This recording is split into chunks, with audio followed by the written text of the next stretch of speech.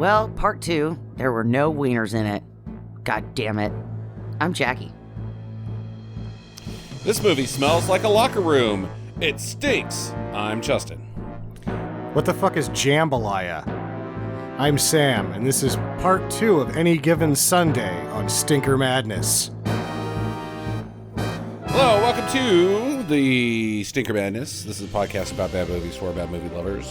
I'm your host, Justin. I'm going slow.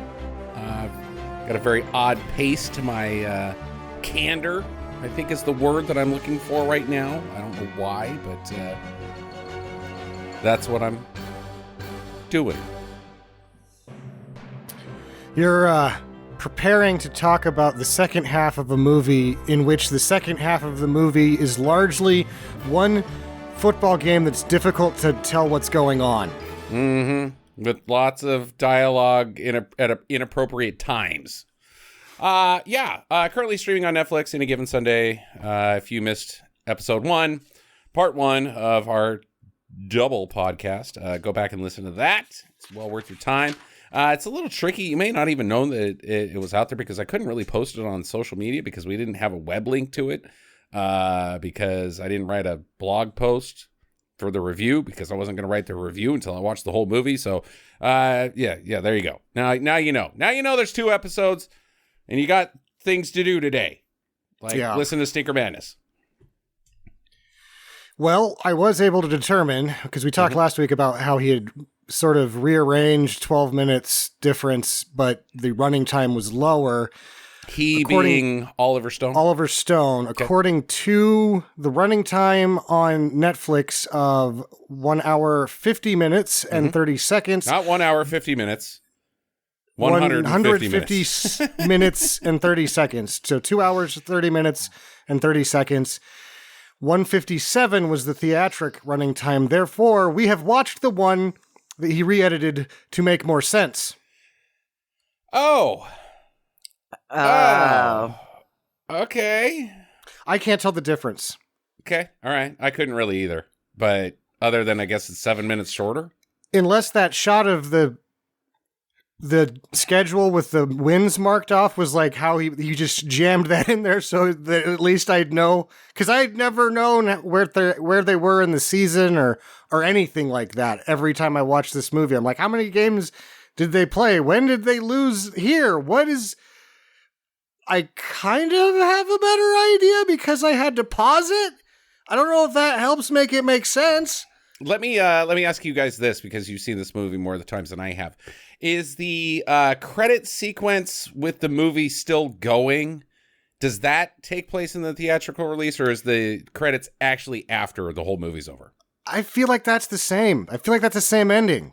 Jackie? Yeah, I think that is the same ending from what I can remember. Okay. All right. It was just because every time I watch this, I'm always, because, you forget the movie when you haven't seen it in so long. So gladly would I love to. And I always forget how it ends. And then the way that this movie ends, and then you're like, okay. And then the credit sequence starts and it starts clearing up all the loose ends, right? It's kind of like they had to throw it together a bit to make it end. But there's no way to end it. So it was like, oh, well, we'll just do this. We should table this because one of my questions at the end will lead directly into how do you end fill in the blank, right? Sure. I did, the last episode, I kind of promised to keep most of the casting decisions to this boring bullshit. Mm-hmm. So we talked about the nuts and bolts of the movie last week, and this week I'll talk about the who's who and where's when of the people in this movie. Originally, one Puff Daddy Sean Combs was originally slated to play Willie Beeman. Okay. Until they found out not only could he not throw a football, he could barely hold one. He was so unathletic, they just scrapped it. They're like, we can't teach this guy anything about this game of football. He will never get it. He is doomed to not be able to play football. The football people were like, we know football, and we know that this guy doesn't have it at all. And so they went through a few choices, and Chris Tucker said no. Okay. And they finally fell upon Jamie Foxx, and they're like, have you seen one of these before? And he's like, oh yeah, I played varsity high school football. And I'm like, thank the fucking Lord. Because in this one, and in the last one, I think you saw it a couple times, but you see balls that are thrown and caught in one shot, and there's no way to put a double in. Both Dennis Quaid and Jamie Foxx have to throw very good-looking footballs in these shots if they're going to work. I don't know if maybe you weren't going to have these shots if you didn't have these two guys. I think they could just luck out with Dennis Quaid that he can throw a pretty good football.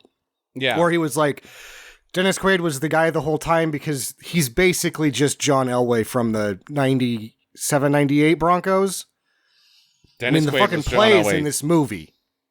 The John Elway getting broken old man flipping around, and they put it in the movie. Okay. They went to training camp at the 98 Broncos to figure out, like Al Pacino and some others went there to see how this team behaved. So the Sharks are very rooted heavily in the Denver Broncos, and I think Dennis Quaid's the choice is, well, this guy's John Elway, so we'll just do it. And then it turns out he can throw the football. Most things, I believe, are rooted in the Denver Broncos. The tax system, lunch and dinner, it's all Denver Broncos. Everything's Denver Broncos. You met a man at a bar that was the Denver Broncos. Mm-hmm. Yeah. It was the entire Denver Broncos. It was a very strange experience meeting the entire Denver Broncos in one sitting.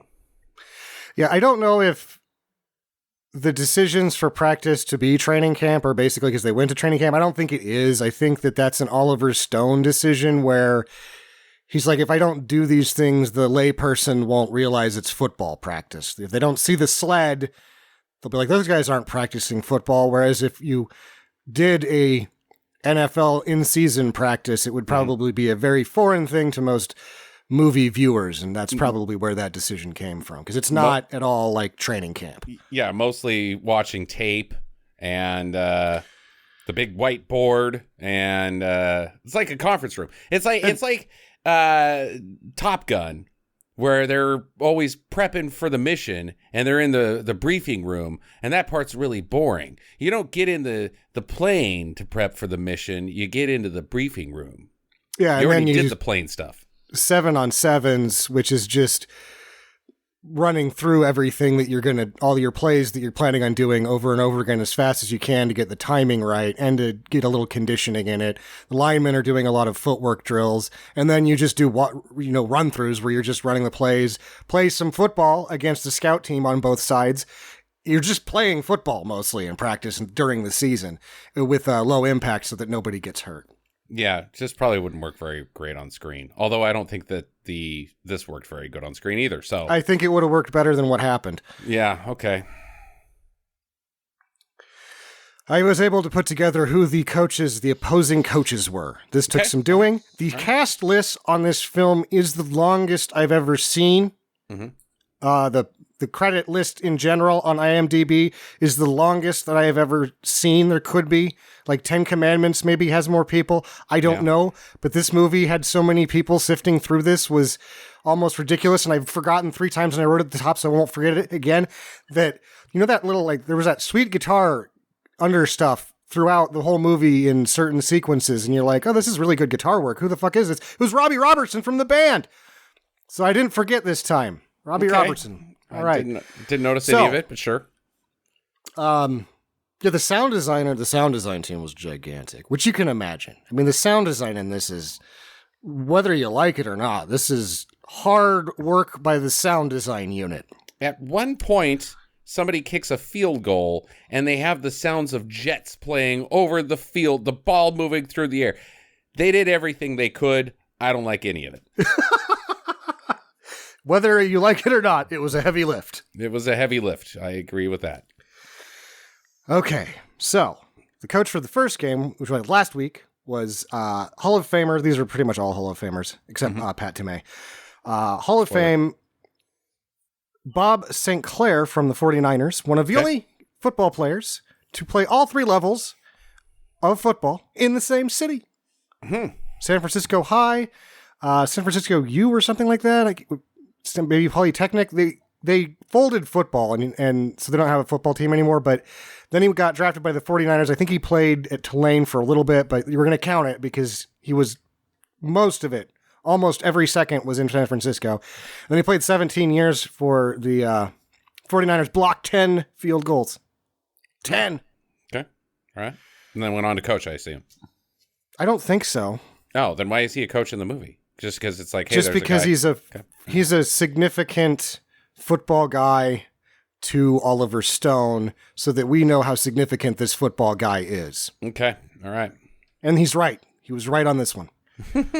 He's right on the second one. The second coach is Y.A. Tittle. Okay. All right. I've heard of him. Also, there is Pat Tomei, who talked last week about how Oliver Stone had written a screenplay about Any Given Sunday. Pat Tomei wrote the novel. Or the book. I don't know if I have no idea what. There's very little press on it, so. But he's written a couple. One called Crunch as well, but he's in there, and it's unclear as to whether he's a coordinator or whatever. You just kind of see these guys. I believe Y.A. Tittle is playing the head coach, but it just says opposing coach in the credits. Okay. Game 3 was Dick Butkus. We all spotted that one. That one's pretty fucking easy. Game 4, which is where we start this movie.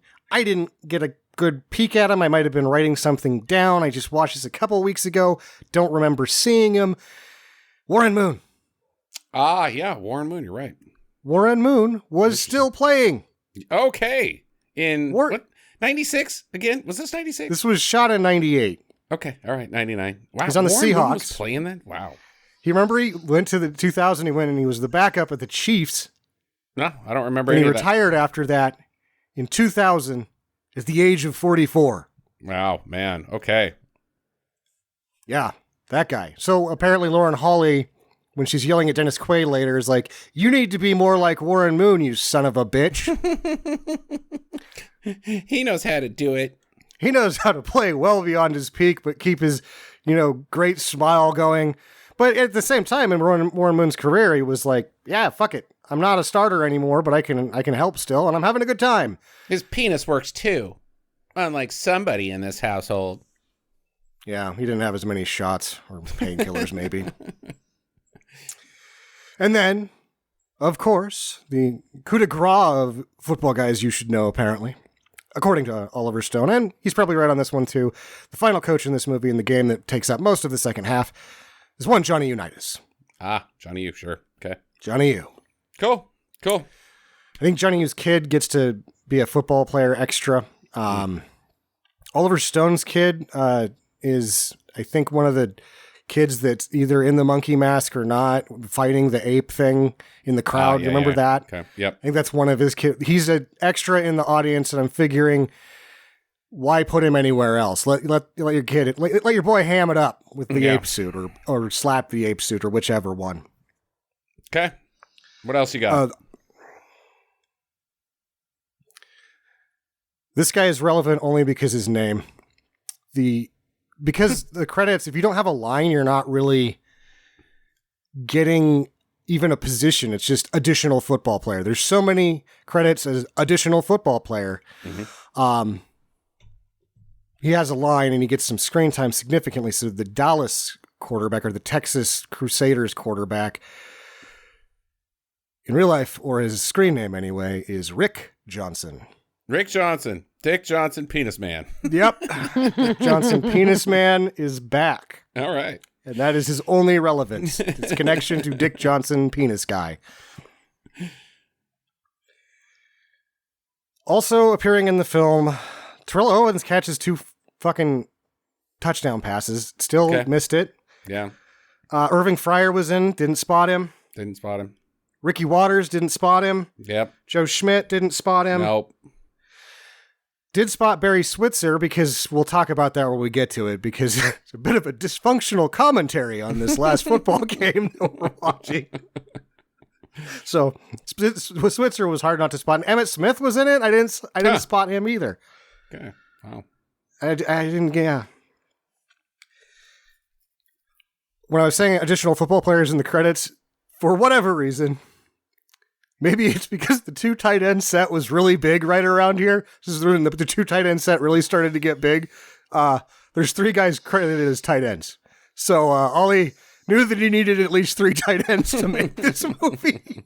And I don't know why they get to be tight ends and nobody else that doesn't have a line doesn't get a character name, or like the one of the centers, because he said something, he's at center is credited as that, but everybody else is additional football player other than the tight ends. Let's hear it for the tight ends. Men of honor. We talked about her briefly because she was yelling at Dennis Quaid. What happened to Lauren Holly? She wasn't any good to begin with. She's pretty hot, though. No, she's not. Okay, well, we've not here. Jury's out. Jury's out. Well, I'll tell you what I thought you would care. Apparently you don't. Well, I'll tell you anyway. Okay. Thank God. She married an investment banker and moved to Canada. Oh. Wasn't she Canadian to begin with? Nope. Huh. She just decided to become Canadian. They adopted 3 children. They have recently since divorced, but she still lives in Canada with her 3 children and does Canadian films, just takes roles periodically. Okay. Yeah. She had it with the business, I'm thinking. Yeah, probably. And she was married to Carrie for a year, and she was married to another actor for like a year, so she totally took a left turn, like, I'm not going to marry these actor guys anymore. Yeah. I can only think of her from Dumb and Dumber and that TV show that she was in. I couldn't tell you another movie she was ever in. Picket Fences. That was the TV show. That's the one I'm talking. Well, you said the TV show that she was in, that was the one. But any other roles? I mean, like, she was never really a big deal or anything. Dumb and Dumber. Yeah, exactly. I think it wasn't very long after that when old 7 and 9s showed up and kind of filled that slot up for me pretty nice. And I was like, goodbye, Lauren Holly. Yeah. The desire cups of my brain are better filled by these D's. Oh. Ah. Oh. Okay. It's a there is a character in this movie called Beast Man. Beast Man. I love Beast Man. He is played by wrestler Boogeyman.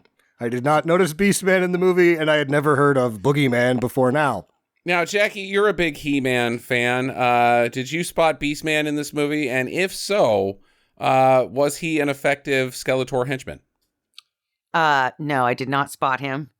The orange guy covered in fur. Yeah, I mean, that would have been pretty easy to spot. I mean, but maybe if he was wearing a helmet and he was listed as additional football guy, it would have been a little more difficult to spot him, right? Because his hair would have been covered up by his uniform and stuff. But, I'm going to give him a don't on his ability to be a henchman in this movie. I mean, he just really fell short of, diabolicalness. Mm-hmm. And really, without the leadership of Skeletor, he's just really not going to get it done. I'll get you, He-Man. Beast Man. Why?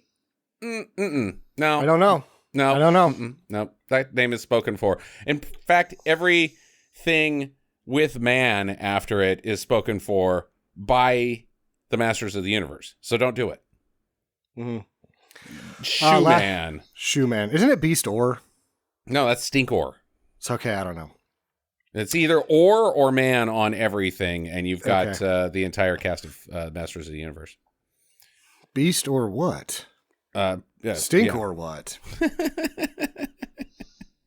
Lastly, I will mention Lilo Rashawn, who's starting to make frequent appearances on the program because she was just here for Knockoff a few weeks ago. All right. And was apparently one of the extra dancers in Breakin' 2, so she's back this soon already. I don't know if we're going to get her back for a while, though. She didn't seem to make as many stinkers. What was she doing in this one? She's his Willie Beeman's girlfriend.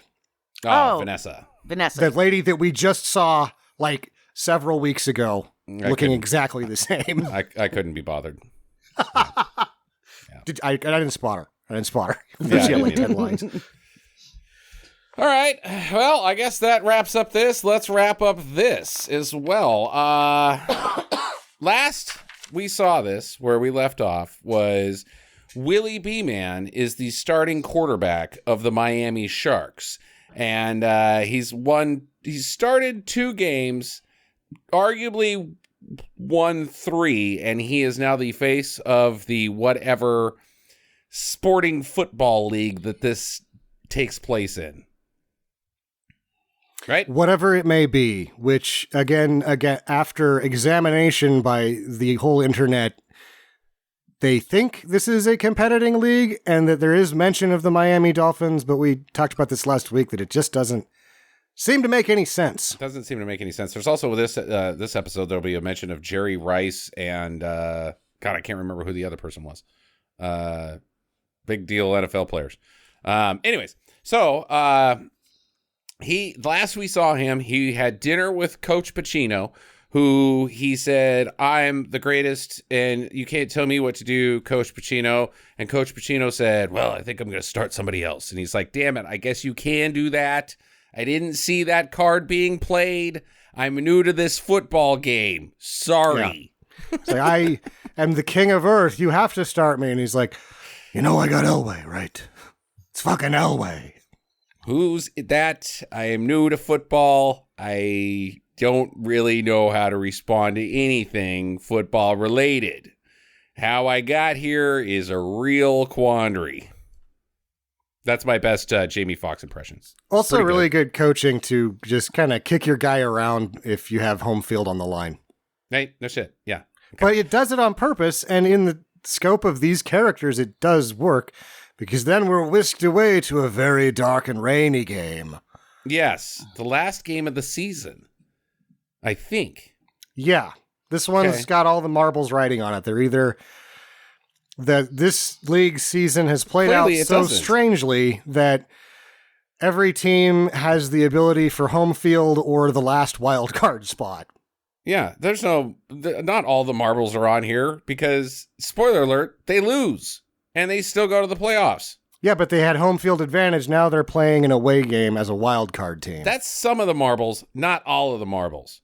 But really, what the problem is here is that Willie B-Man has talked so much goddamn shit that his entire offensive line is like, I'm not doing anything today. Taking it easy.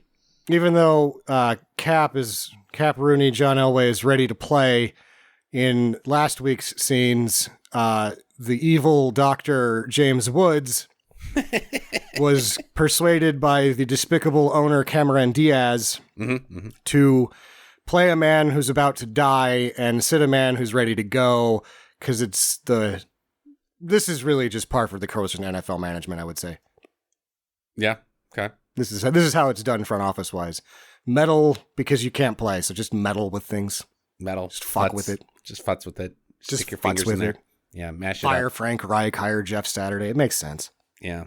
Yeah, just dabble. Just dabble a little. Just dabble. So they all go back into the locker room after losing by 21 points.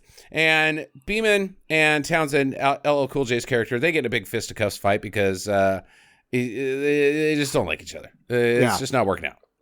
Well, no, because he's not throwing the ball to him, so he's not going to throwing the ball to him. He's not going to get his paycheck. So he's not going to get his bonus because he's not going to make his stats. Sam, is that a thing? Yeah. He said it in last week's first half of the movie that he has like a $3 million bonus and an endorsement deal for Reebok when he gets to 1,500 yards. Oh, so it's a outside incentive, not part of the contract. There's a double incentive. He's got contract incentives for bonuses and he's got endorsement incentives. So he needs to get to, he's going to lose a lot of cash if he doesn't get to 1,500 yards. Okay. All right. Well, that's not a good way to win the football games. Also, this punch is real. What punch? LL Cool J jacked up Jamie Foxx. They were not getting along. Mm-hmm. It culminated in this fight. I don't know exactly how it plays out, whether Ollie just kind of lets it go too far, but he fucking lays him out. And it might have been this, because that punch looked real. It happened on set. It's verified to have happened on set, but it could have ended up in the movie. That could just be LL Cool J having enough of Jamie Foxx and lighting him up. Hey, LL, come over here for a second. Yeah, Oliver Stone. Jamie Foxx said your mom is fat. You gonna take that shit? I saw him eating your ice cream. Yeah, man. What are you gonna do about it? He's right over there. He stole the ice cream. Oliver Stone stole the ice cream.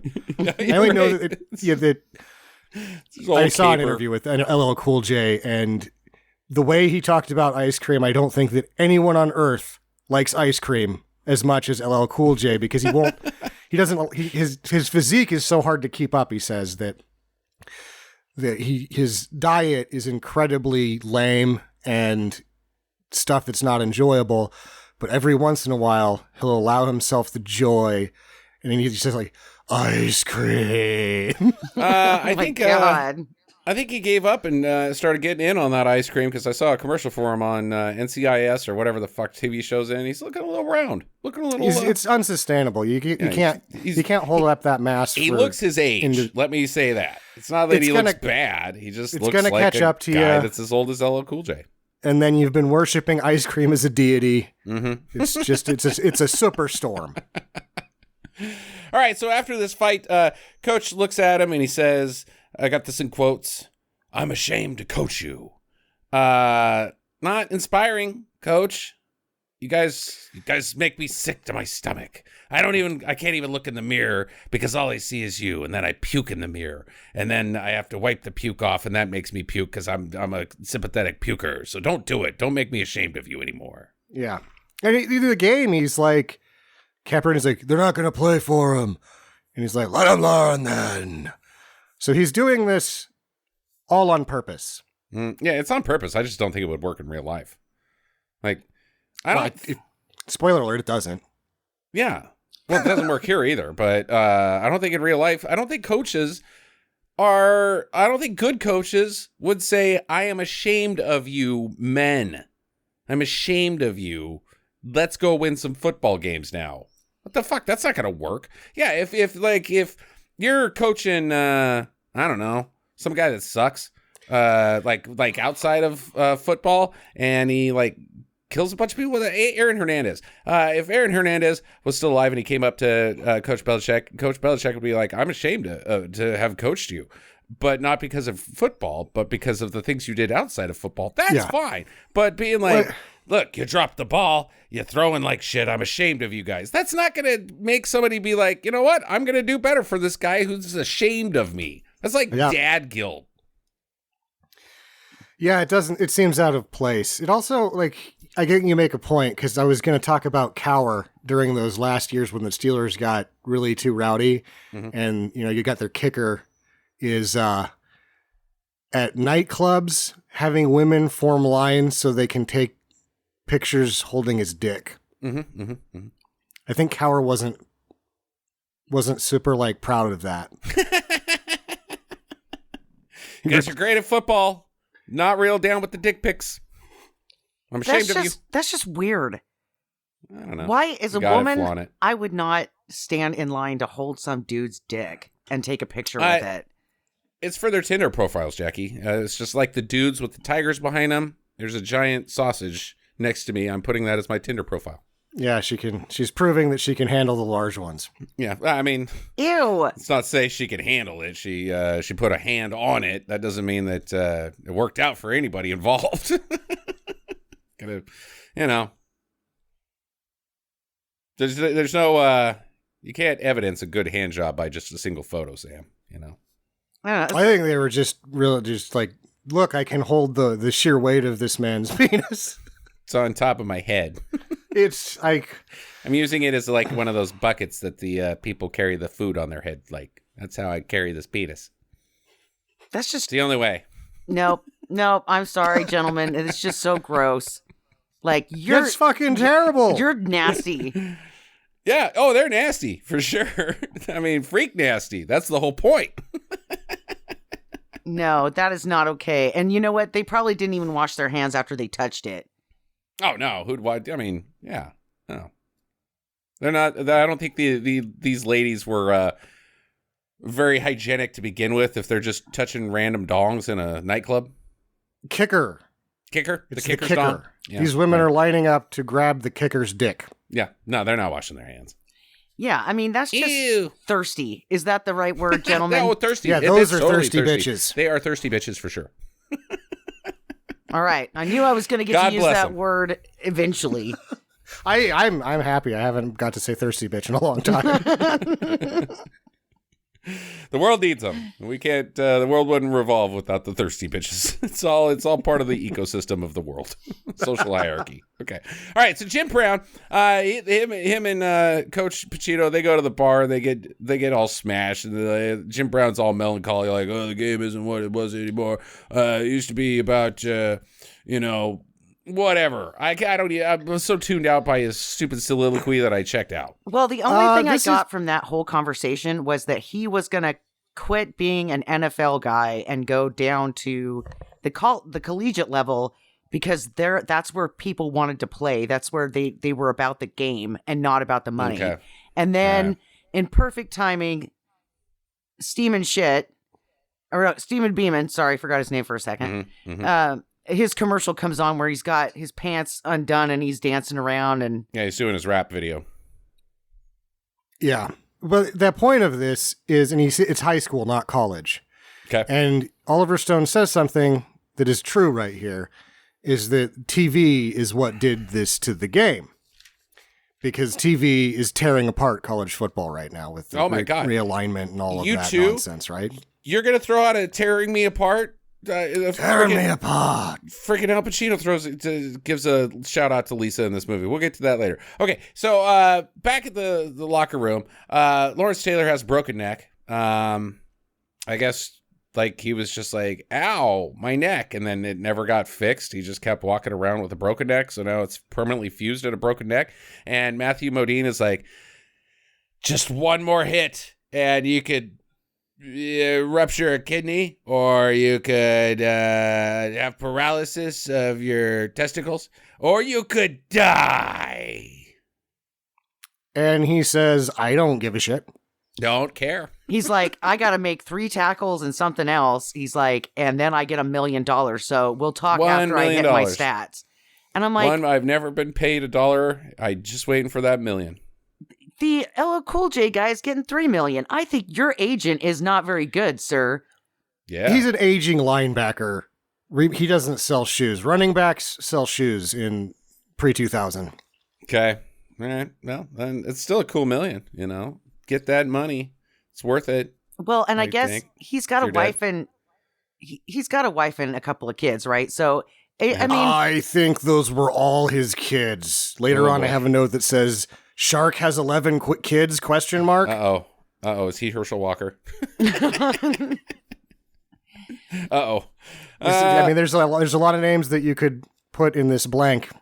I mean, let's see here. Contemporary Jenny Appleseeds of professional sports.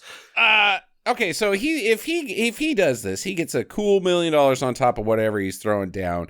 And say he does die on the field.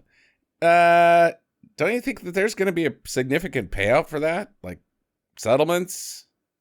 Like more than $1 million, right? My dad died while working for you. The NFL does have an insurance policy based upon the last CBA and the whole concussion thing. Mm-hmm. This culminates into the movie Concussion, which has a number of people in common, including the cinematographer. But it's kind of where football's at right now is that this is so dangerous. And in James Woods' scene later, he's like, these men are warriors. Most of these people know this and don't give a shit. And I think that's where a lot of what was happening when they restructured tackling and rules and insurance policies was that maybe it wasn't made clear enough, but you look at like boxing and everybody knows. The people participating know what the dangers are. Sure. I think that's where the main conversation was here is that half of the people were saying, duh, this isn't an easy sport. These people should know the danger they're in because they're playing it, right? Don't care about any of that. What I care about is the money. Purely the money. If he dies on the field, his family is getting a payout, right? Yes. I don't think so.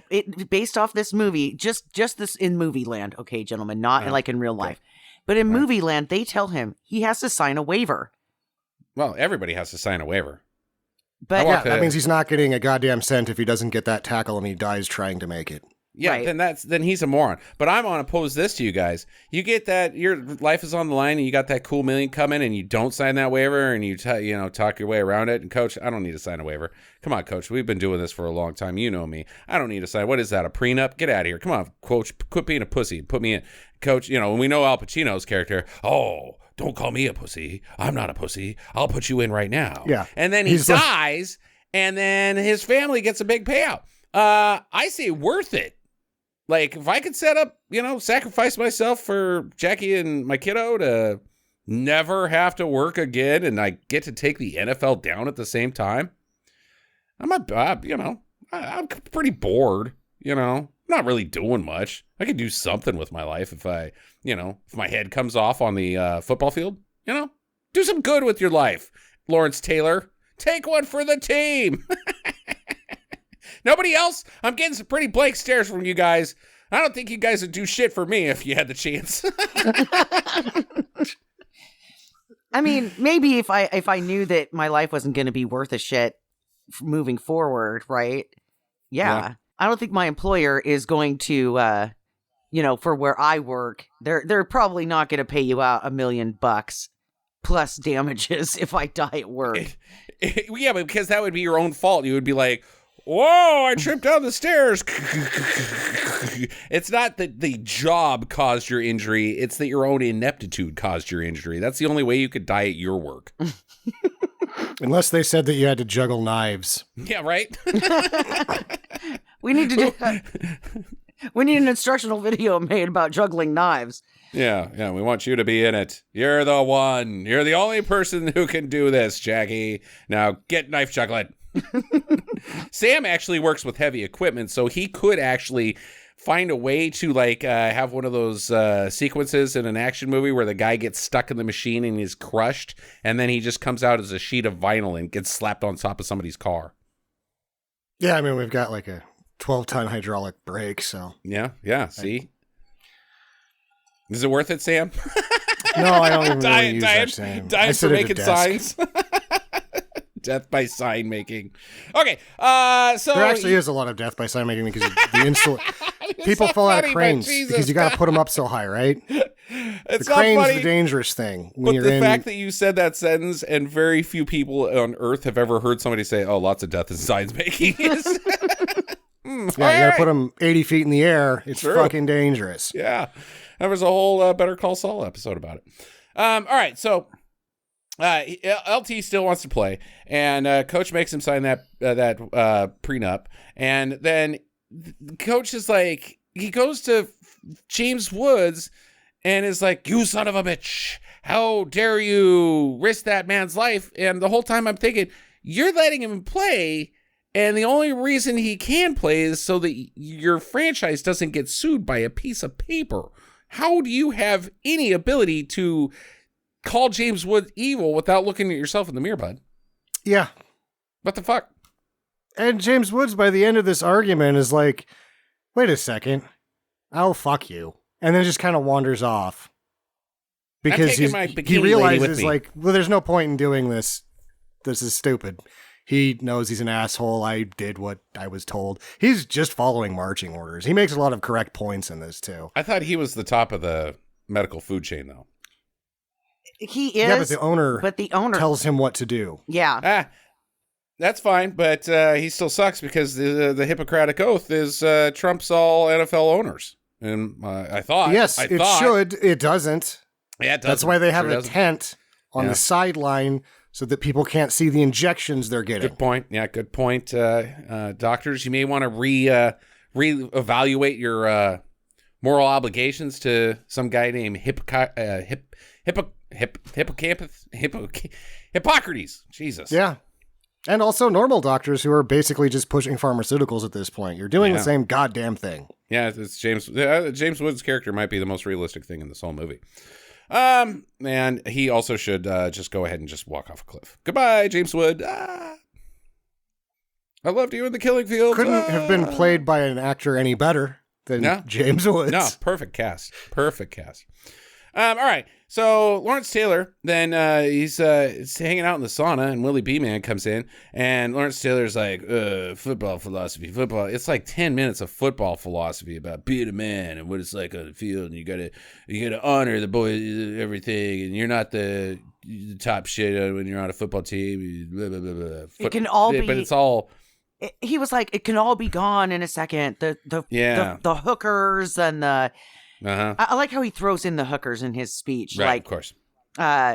Your family, the crowd, the hookers. The hookers. Like, these are priorities for this guy, right? Like, it comes back around again when somebody else is talking about the glory and the fame.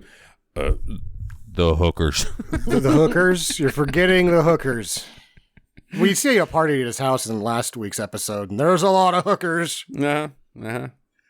I mean, anybody can get a hooker. You don't need to be an NFL player to get a hooker. I mean, it's the whole point of being an NFL, sports athlete is you don't have to pay these women anymore. We also have the insight of what kind of a shithead Coach Pacino is because he pays a hooker with a check. Yeah, that's right. That's right. Fucking check. Yeah. Boy, I hope that one doesn't bounce. Take checks. No. I mean, I guess. Now that I see the look in your eyes and this is my only chance.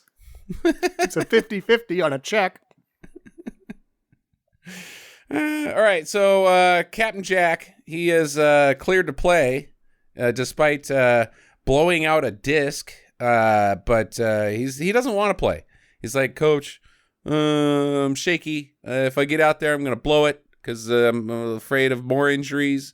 And Coach is like, come on, Jackie boy. Come on, a little closer. Come here, let me whisper in your ear. He says, and I quote, I wouldn't let you get hurt, but Coach, I am hurt. And this is the fucked up thing is that he's telling him I can barely hold a spoon sometimes, right? Like he's got nerve damage. Right. And in the last scene with the other guy, it was, I can't risk your life. You need to make this choice. And in this scene, he's like, I don't fucking give a shit, Cap. Get your ass out there. Trust me, Jackie boy. Also, we missed that it starts out with Dennis Quaid yelling ketchup and mustard at his children. It doesn't make it ketchup, mustard, ketchup. He says it like 4 times. You're like, what the? They either want it or they don't. It's a fucking hot dog. Let them do whatever. Maybe that's how they do. It's all play calling. That's their Omahas in the Rooney household is ketchup and mustard. Ketchup means go clean your room. Mustard means go help your mom with the dishes. That lady doesn't do dishes. No. Ketchup on 3. Go. All right. So Jack's like, okie dokie, Coach. Whatever. You told me. I'll play for you. That's my boy, Jackie boy. And then he goes inside, and Lauren Holly, his wife, she's like, what are you doing? You can't retire. You got 2 or 3 more years left in you. And he's like, bitch, God, why does everybody think I got all this time? Seriously, I don't. Yeah. I am broken. I am 2 years past retirement age for a career NFL quarterback. And it's not about the money because he's like, look, I've got it lined up with the booth, and that's the goal. That is the goal. I was just having this discussion a couple days ago. There's the 2 greatest jobs on the planet are 1, game show host, 2, and a sports announcer. Whatever. You get paid good. You have to work more being a sports announcer. Those game show host guys, they don't do shit. But it's still you're just watching games. Work and more talking means about them. You maybe put in a solid 10 hours a week. Yeah. It is a great job and you make good money. And she's like, no, you're a football player and you will be until you die. And then maybe she wants like some big insurance check. I don't know if she just is bad at math where she's like, because she's like 3 more years, 1 more contract. That's where we'll get a boat now. And he's like, honey, I'm going to make probably more on TV. Right. And she's like, go ahead then. No, she doesn't. She storms off. But like she didn't wait long enough to ask him how much he was going to make off the TV deal. Right. What an idiot. She's an idiot. I think she wants him to die. And she slaps the shit out of him and tells him, I'm not going to listen to you anymore.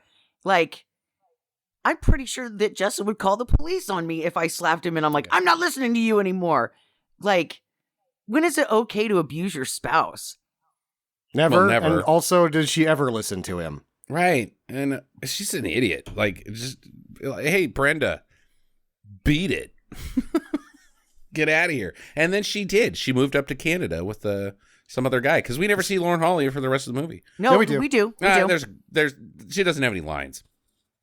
Yay, go team. That's about it. All right, so Willie, he finds his ex in the club, as Sam mentioned, that she was in the Poovy, the knockoff. Okay, so I got a question about this. What kind of club is this? So they're outside. It looks like a restaurant. Mm-hmm. Appears to be dining. And then he goes into the door, and there's all these people dancing in this really small room. And then there's conversational music. You can have a conversation on the dance floor. And then just beyond that is another dining area. Mm-hmm. And then there's this old lady that he calls Barbara Bush in the bathroom. Like, what is this place? What is this place? I think that we don't know we don't know anything about the ritzy on beach clubs of Miami. This could be a real thing. We just don't have enough money to find out. Yeah, I guess that's a good point. We're not exactly pros. I mean, I live in technically flyover country. Sam lives in a fucking hellscape of terrible weather. So, whatever. We're not the hootie dooties, that's for sure. I have been to Miami Beach, though. Just never been in one of the clubs. Anyways, so she tells him to piss off. He's like, what's up? And she's like, fuck off. And then he chases her down to the bathroom. And then he says, let me call you or I'll never talk to you again. And she says, okie dokie. Let me call you or never. Aren't you wanting him to never talk to you again? Because just 2 minutes ago you said, I don't want anything to do with you. He just gave you an ultimatum that appears to give you exactly what you want. Say, good, don't call me. Goodbye. I guess she loves him. No, why? And then she's not in the movie ever again. Other than going, yay. Well, she's not in the movie ever again, even going, yay. Yeah. Oh, yeah, she's not in it. Yeah, this is it. And nice. Like, who wants to be with somebody that calls you, what did he call her? A fat ass bitch? Right. He's literally on a date right now with hookers and being like, take me back. And she's like, I'm on a date with a doctor. How about no? He's but like, yeah, I'll never talk to you again. Yeah. Oh. Oh. Jackie seems to think that means not football, but I think he's talking about sex. It might be. Who knows? Okay. He could be talking about both. Still, I mean, not worth it, right? But she's like, okay. Coach tells Christina, the owner, that he's trading Willie, and he literally says, he's tearing the team apart. He shakes his fists in the air, just like Wisow. I think that this is You're Tearing Me Apart, Lisa. Wisow probably loves this movie so much because he's a weirdo and wrote that scene purely because he's like, Al Pacino did it, I'm going to do it. Doesn't he do a version of this in Godfather 3 where it's like, every time I try to get out, they pull me back in. Sure. And he does the same thing, pretty much. I mean, did anybody else see the... Yeah, he's tearing the team apart. I think this movie, without this movie, we wouldn't have The Room. Therefore, this movie might be, I don't know, like bad, but helpful. I don't know how to phrase that. I mean, like, Bengali did come up with some interesting medical practices that we use today. Helpful, but not good. I mean, I'm going to go ahead and compare this movie to Joseph Bengali, all right? Let's just put it out there right now. I don't know who that is. No, good. You should. I mean, you shouldn't. I mean, nobody should have ever heard of Joseph Bengali in the history. That would have been nice. Okay, so she says no about the trading the Willie, and trading Willie. Phrasing. And that Willie is starting instead of getting traded. They kind of argue, and then he wanders off. What is the outcome of this meeting? She said, he's like, if the old man was still around, he would have let me do whatever. And she's like, no, the old man made me general manager, not you, because you don't have it anymore. He's like, oh, and then walks off. There's no resolution. No resolution. Okay. Yeah, none. Absolutely none. I don't know who wins, because clearly she doesn't walk away, and clearly in the playoff game, Jack Rooney is the starter. So apparently he does have all the power. And it's like next, right? That she's wandering around. She's like, I'm going to my dad's office. In his mansion. He's like right outside of He's right there. talking to her mom. Like talking shit. And then she goes on this thing like, this game has taken everything. I'm like, everything except all these fucking riches. You literally have a dog wearing a tiara just right over there. That didn't take the dog's tiara. Yeah. Oh, poor you. You're right. I have been drinking all day. Well, then she was like, my husband always wanted a boy. He wanted one so badly. And then they keep shooting back to her, and she's crying at the dad's desk. And I'm like... Right. Because she hears everything because she's in the next goddamn room. Because there's no separation of family and business here. He is really Uncle Coach Pacino or whatever his name is. Well, he's also working on being Uncle Dad. No, he doesn't seem... Oh, he's going after that Anne Margaret. No, he's not. He's going after hookers. Yeah. We've seen it in the movie. Do you accept checks, Anne Margaret? She's like, what? Oh no. And then so he gets drunk and he starts having flashbacks of God knows what. Oliver Stone vision again. I got no idea what these flashbacks are. Jackie? I feel like it's him playing quarterback, but like also in a time Vietnam, before he would have been old enough to play quarterback. He's having flashbacks of football. And does anybody else notice, and I mean, maybe it was just me, or maybe it was just the second part of this movie, but every time that there's a flashback, there's also lightning, thunder. And totally. Is his brain cracking? Is that what's happening here? And why are all these pictures coming up? It's like this was probably way before his time. Is it like a relative, a brother, like the history of his football start? Like range. Like these are like 30s football players. Yeah. He was like 120 years old if that's him playing quarterback. Right? Yes. And it's next to his face and it looks like him. It's like, that's him? Because I don't think it is. And then there's also like fucking Cronkite comes on and starts to, the war in Vietnam is still going on. And like, so he couldn't go, he was like doing a Muhammad Ali where he was drafted and couldn't do his career, except for Muhammad Ali said, hell no, man, I'm not going. He ended up going to Vietnam and getting shot in the hip, and now he has to work as a head coach.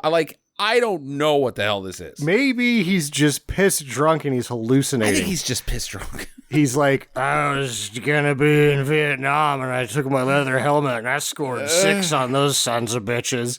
You're like, you need to lay down. Yeah, you've had too much.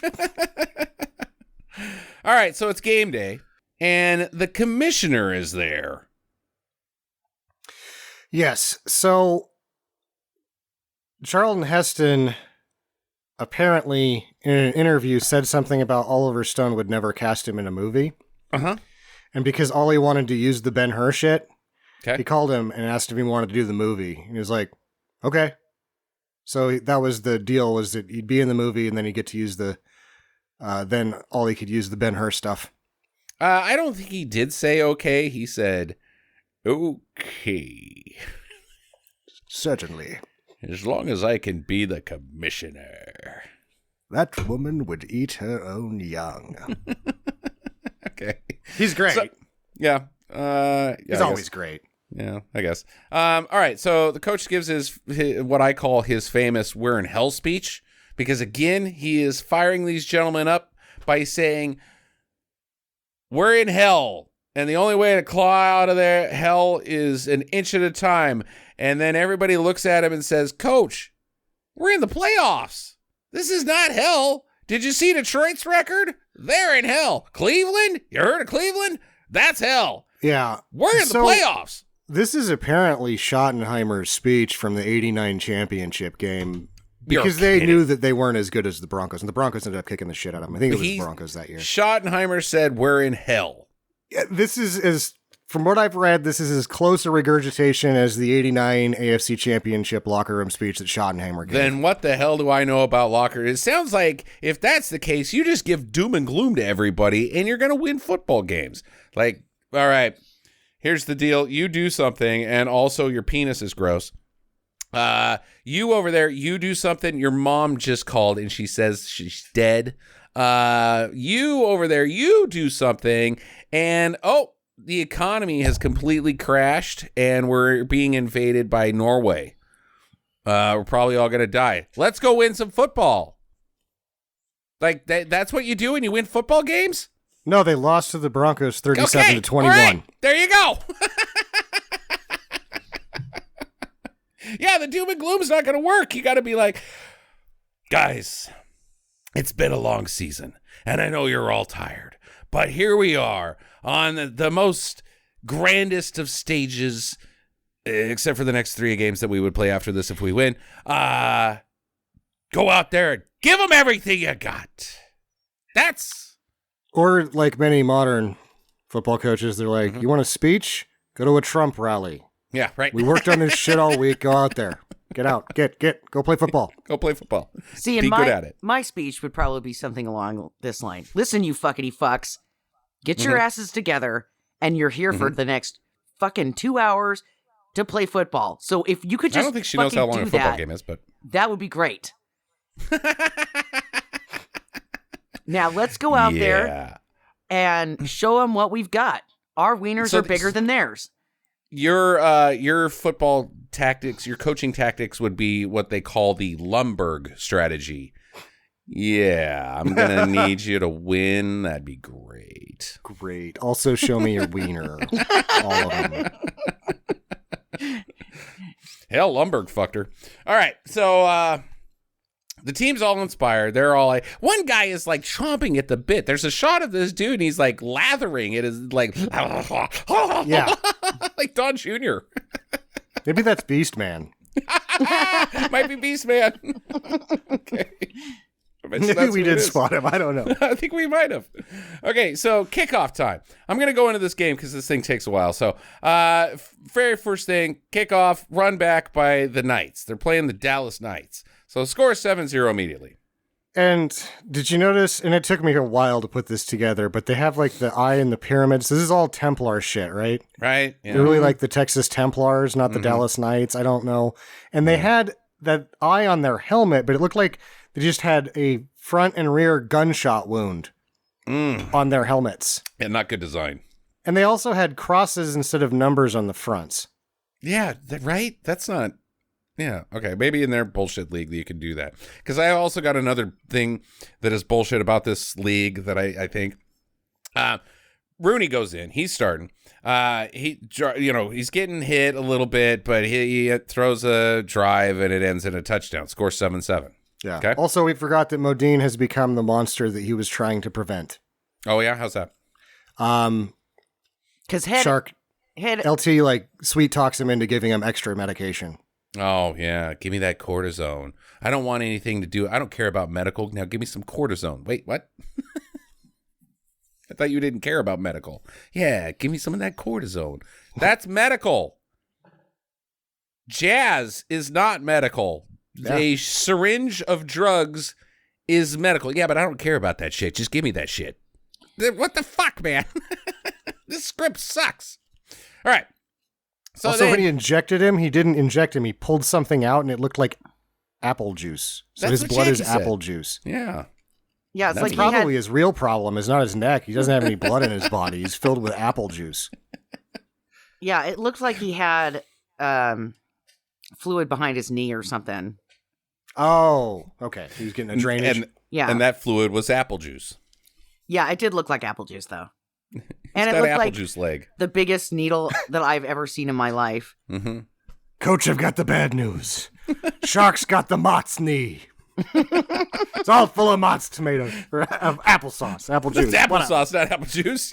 Apples. It's apples in the knees. Misdiagnosis. You're just as bad as James Woods. Terrible doctor. James Woods is like, Mott's knee? What the fuck are you talking about? Yeah. I can't even name a brand of apple juice, so and I like the Mott's knee. It's just the wrong stuff. Okay, so the next play, the Knights, they run it in. It's now 14-7. The commish, he's up talking to Christina. They're not even watching the game. And he's like, hey, how's your mom doing? She's still a hot piece of ass, right? And she's like, uh-huh. He's like, yeah, well, maybe you and I should hang out sometime. And she's like, yeah, we could go do taxes or something. He's like, oh, you'd kick my ass on the taxes. You're a mean bitch. And he walks away, and he's like, by the way, I'm going to need to see you up in Philadelphia. You're fired as an owner. You're in trouble. You're naughty. You're bad. Well, this is what happens. You have tribunals, and they all get into a room and shame each other. And what happens? Then they get drunk and get hookers. Like, if you're Dan Snyder, like, they can't take your team away. You own it. No. The league can vote you to have to sell it. That happened with the Clippers. Okay. The Clippers. Because their owner was outwardly racist. Oh, that's right. He was racist. They voted that he had to sell the team. What happens if you don't sell the team? Like, no, I'm... Litigation that will drain you of all of your finances. Okay. Yeah. The other owners are going to go down that road too? Yeah. They'll all collectively sue the piss out of you. All right. Well, she's like, oh, don't do that. No, I'm in trouble. I was naughty because I threatened to move the franchise to L.A., right? That's why she's in trouble? She's going through channels that she shouldn't be allowed, that are not allowed to go through, and they're not going to make her vote her out or anything. They're basically going to sit her down and give her the, all right, this is how it fucking works talk. What you channels? Can't do that. You can't do that. You can't do that. You can do this. What channels? Backdoor negotiations is what they're going to get her for. When did that happen? When did that happen in the movie? She mentions it at the Dare thing, right? The big gala, because the mayor's like, you gotta give a little to get a little, because she's like, look, you haven't contributed a fucking dime to that piece of shit stadium that we're playing in. Right. Which is the Orange Bowl, and it's not a piece of shit. Okay. She's like, I want a new stadium, and I want the city to pay for it because LA is saying that they'll give us a new stadium. And he was like, good luck, because Miami's over there.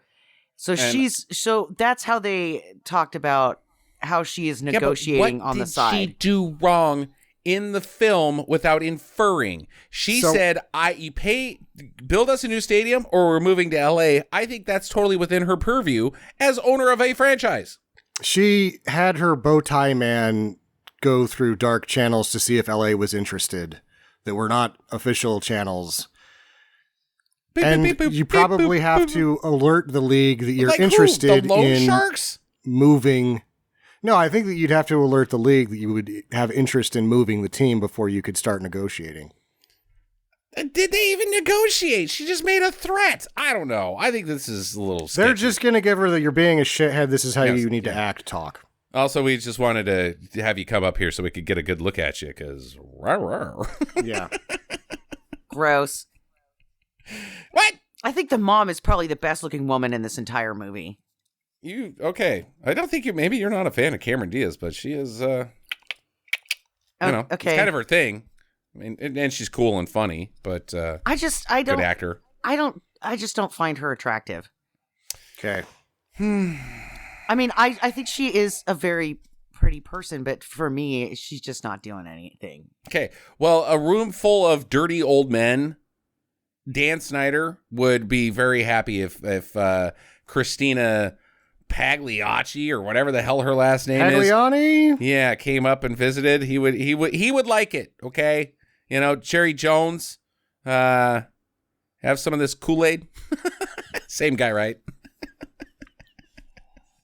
what's his name? Robert Kraft. He likes the Bob old tug Kraft jobs. He just likes tug jobs. That is so dumb. What a fucking dumbass. I mean, I'm pretty sure the police stopped him Christina's... like, look, Bob, you got to stop it with the hand jobs. We're going to have to arrest you next time. We're gonna sting this place tomorrow. And he's like, yeah, but I really want a hand job tomorrow. Yeah, but and went back and got stung. Like, they fucking warned him. They knew the whole time, too, because he'd been paying in checks. It's just ridiculous. This movie is true life. It is so bad. Okay. All right. So she's naughty. Jack gets strip sacked.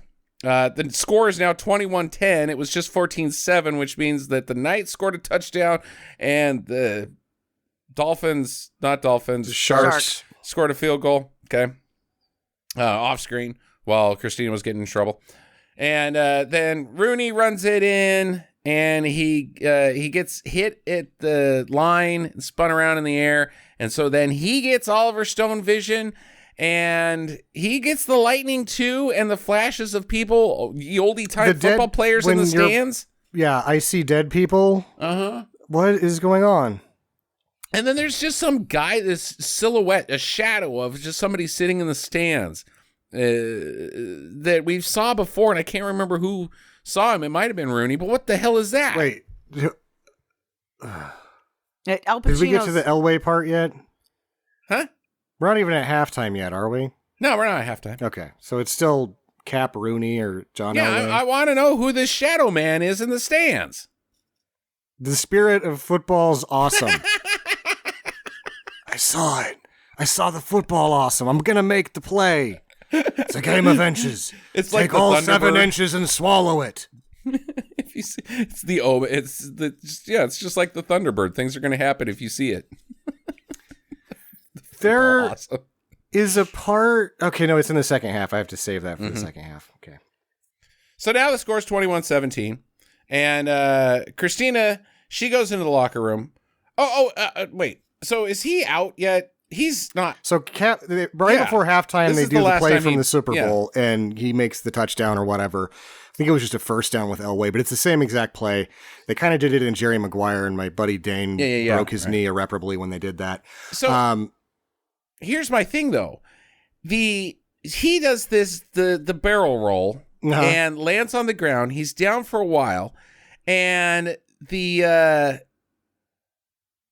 score flashes 21-17, and then it flashes back to him. He's still on the field, which means that they didn't kick an extra point.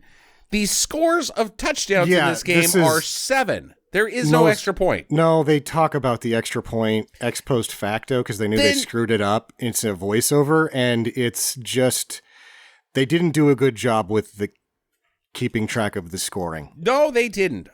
Just like all 3,000 cuts. A lot of editing, and you forgot to didn't have the shot to do it. Continuity right. Scoreboard operator was doing it wrong. Damn it. There's this many. There's that. You should read how many people were on this movie. You couldn't keep it together with this many people. There's a reason why it stinks.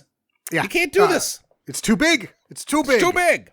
Okay. Well, and then we see his Cap's wife up in the stands too, and she just sits down because she knows that it's over. Yeah, that he hit the ground and his body got up, but his spirit did not. Or his body got up, but it's fucking done for. Stick a fork in that guy. Yeah, I mean, he got hit the same way, basically the same way that when he got injured. So he's fucking toast. Okay. Well, Christina comes down to the locker room. She tells him Rooney is finished. And I would say, did you see the score? The defense is the problem, not Rooney. They keep lighting us up on the other side. You don't come in here and tell me my business. And he throws a chair, and then Willie B comes in. He's like, he said I was going in anyways. And then coach looks at him and says, I didn't actually. I was saying you got to lead this team. I could have been talking about next year. I could have been talking about during the offseason when you're flipping burgers, bud. Yeah, but okay. He did tell him he was going in, and he's not at this point. He's just trying to get her to quit fucking with shit. Like, you can't do this. You're doing everything wrong. Go back upstairs. Yeah, but he didn't say he's going in. This whole scene, No, Sam's right. He did tell him. I think it's implied. I thought he said something about Cap being done. Yeah, Cap's done. Cap's cooked or something like that. You're going to need to start leading this team. And he goes... When? Right before the Cameron Diaz scene. No, when are you going to start? Like, that's too open. You know, you got to start. Are you talking about today? If it wasn't today, I wouldn't be talking to you at all. Oh, well, I am. There is some inference that he needs to make that it's...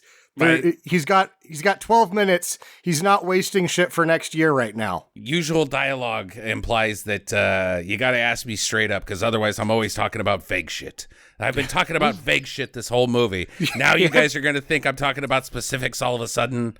What the hell? I have a picture of you playing in the football game, and it's labeled today at the bottom. Can you see it? Justin would be... Oh, I didn't bring my helmet because I'm not going out on the field today. Do you want me to play in the second half? Holy God. No, I want you to dance the marimba. That is actually something you had said earlier in this movie, so I'm still not real sure. Can you just tell me, put it on paper? But I will say that this whole scene had that, Mommy and Daddy, please quit fighting. Like that whole feel to it, and it was just really super awkward. Like, you're a quarterback, yes, but I don't think you walk in between the coach and the owner and try to break up a fight. Like, you know your fucking place and you stay the hell out there like everybody else. He walked in proving to the team that he was a leader of men. That's true. That's what the movie's saying. Yeah, that's a good point. Oh my God, that is not what I saw. Stop it, guys. Why can't we all just get along? Did you see the Ghost of Football Awesome? They get out. All right, so he goes out, and we get the Foo Fighters play There Goes My Hero, and he's in slow motion, and then he picks up the football, and he throws it deep, straight into the hands of the wrong team. Shake it off.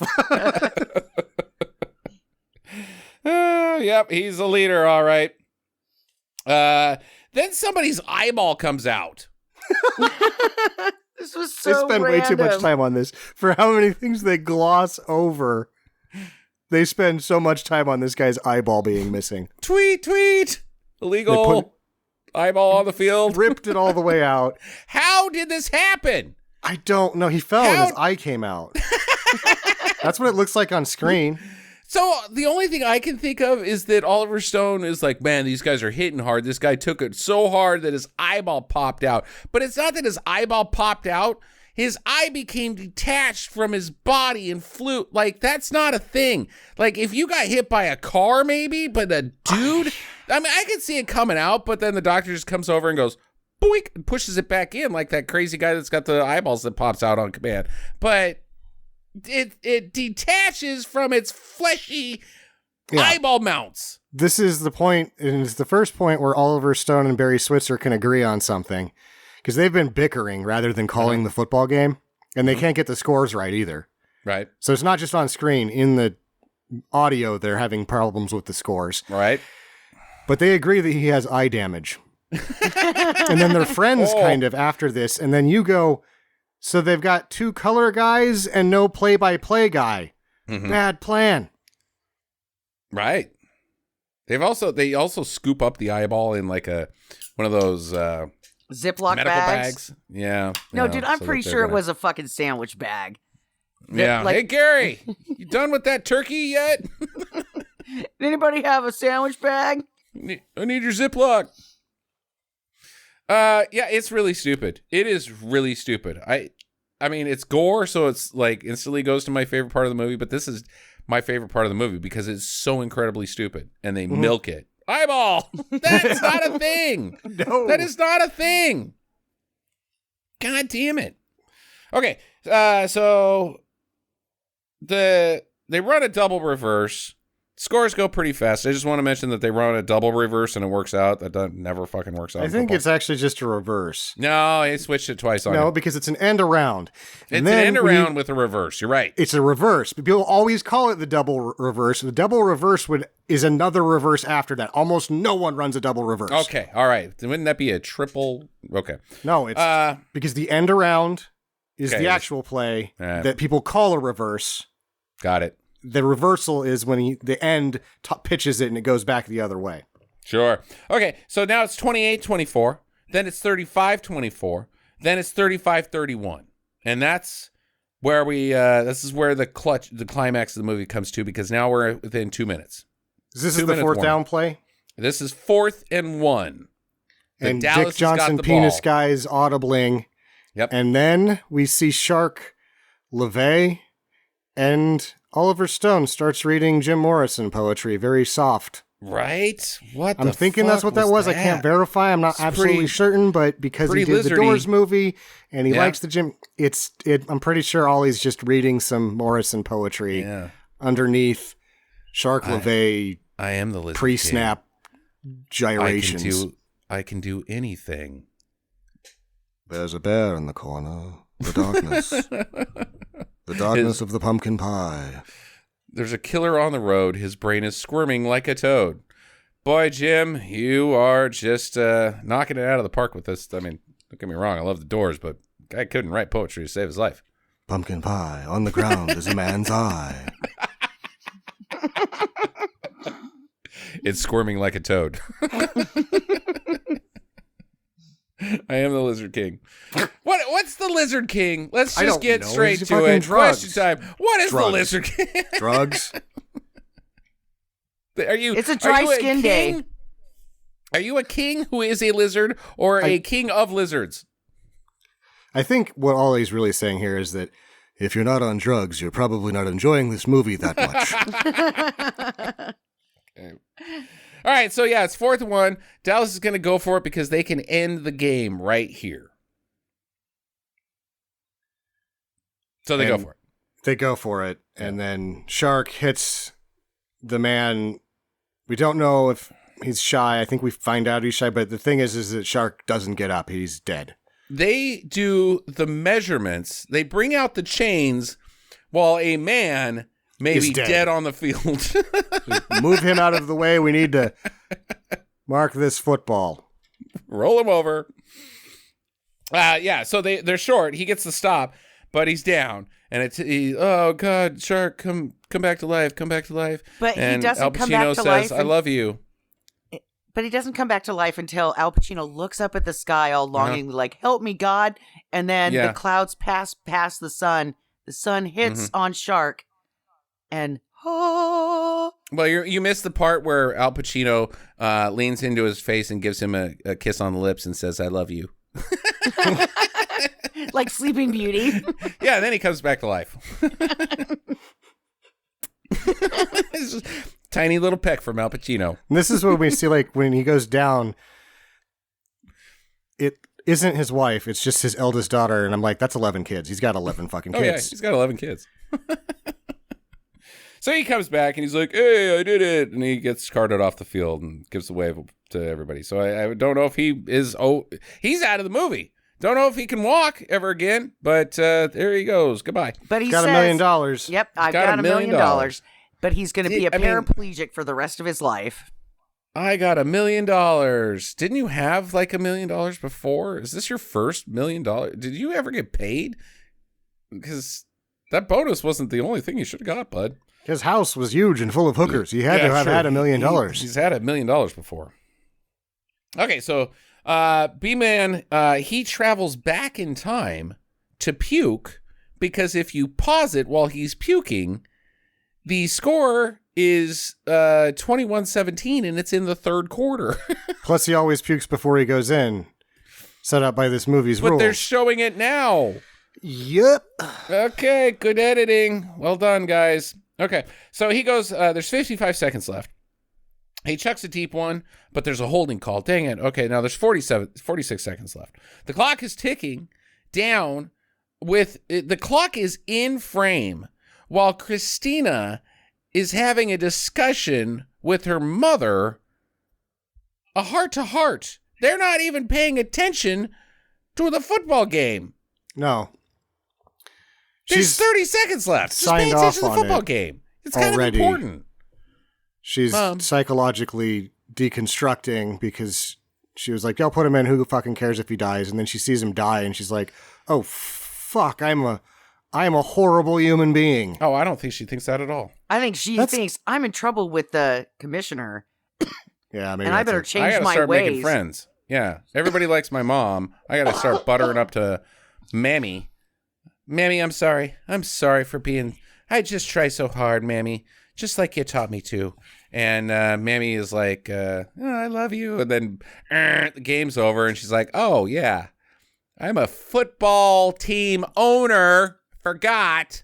Pay attention. No, damn it. She's like, Mommy, I'm going to need a favor. You know the commissioner, right? Uh-oh. Yeah, so... he likes you. He does. He does like you. And so here's the deal. I'm kind of in trouble, and I got to go up there next week. Would you like to go? Yeah. Okay, great. So here's the deal. You got to have dinner with him. Uh-huh. And then you might want to leave the dogs in my hotel room for a couple hours. No, the dogs go everywhere with me. Why can't the dogs go? Well, he said something about taking a picture with his penis in a nightclub. Oh, I've done that before. The dogs like that. Pittsburgh, 98.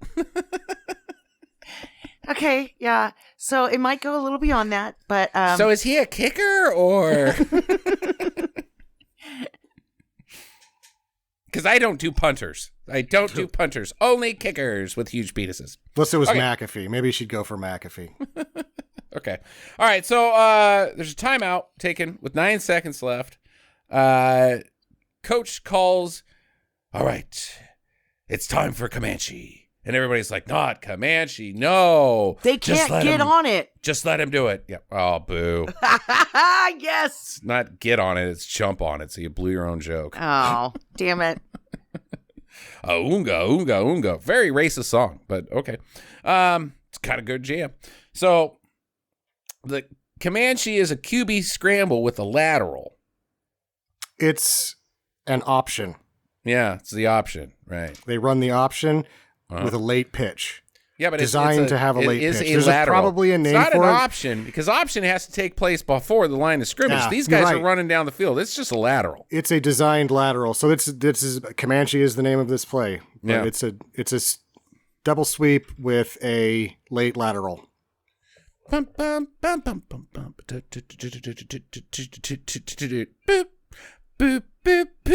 Sorry, it's in my head. Jump out Apache. All right. Yeah, it's not Comanche, it's Apache, Jackie. So you didn't even get that part. No, the play is Comanche, the song is Apache. I don't even know what's going on right now. Are you guys this movie? Sugar Hill Gang. Yeah. No, I don't know. It's the Sugar Hill Gang. Okay, so he pitches it to LL Cool J, is what we should say, and LL Cool J runs it out of bounds. So the clock is stopped.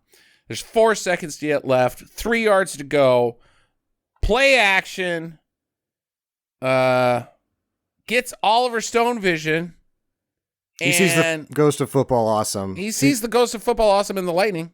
He also freeze frames on Beeman's face, just like awkwardly for a long time, and then Al Pacino's face is in his face for a while, and then their faces are struck by lightning. You know what it is? You guys ever see those high school yearbook photos from like the 70s where you got your face and then your face is looking at your face and like there's a storm behind you? Yeah, but this was happening. It was in his face. You're right. His face was Al Pacino's face was Jamie Foxx's cheek. The storm, yeah. Yeah, Jamie Foxx's mouths were touching. Yeah, Jamie Foxx's mouth is just open in this freeze frame, like, Weird. And then what he does is something very illegal in the NFL. He runs up at the back of his own lineman and jumps over the line. Do that. Can't do it. I don't know if you can do it here because there's no extra points, so... Or maybe there's extra points, we just don't see them. I think the rules are the same in this league as the NFL. It's just this movie is so badly edited that we don't know it. But you can't do that. That's illegal. It's cheating. So they don't win. Yeah, they lose. Because they blow it. At very least, that's a 15-yarder. Right? That's a 15-yarder because it endangers it's hazardous to the player safety. So even before in the before times, that was a 15-yarder. Right, exactly. But no, in this movie, it's a friggin' touchdown.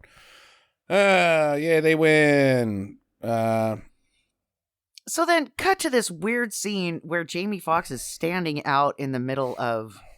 No, it's Pacino. And he's walking out to the opponent's field. Yeah. Like, no, your ass is on a bus or a plane somewhere. You're going on back. A bus. He's already got 6 hookers. Yeah. He brought his whole checkbook.